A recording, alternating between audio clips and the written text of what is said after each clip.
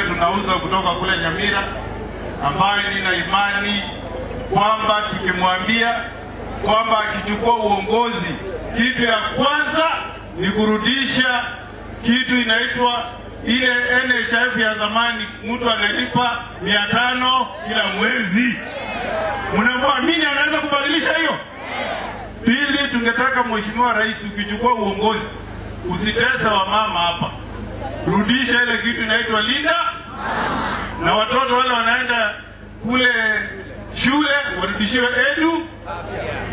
Na bado wakulima, nyinyi wakulima bado kuna sheria ilipitishwa, mbolea mnapata mpati. Iko mbolea ama mpati? Mnieleze vizuri, mbolea iko ama hamna?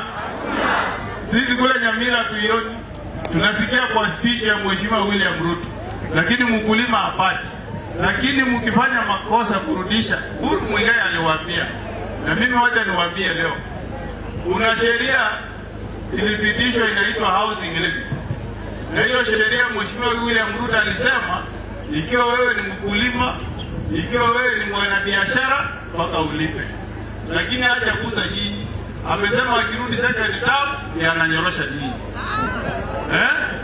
Niwaambia siri, akirudi second term anafanya nini? Kwa hivyo kama mnataka msipate hiyo kiboko, ikifika 2027 William Ruto aende wapi? Niulize vizuri, Mheshimiwa William Ruto aende wapi? Tigani mnasema Ruto ni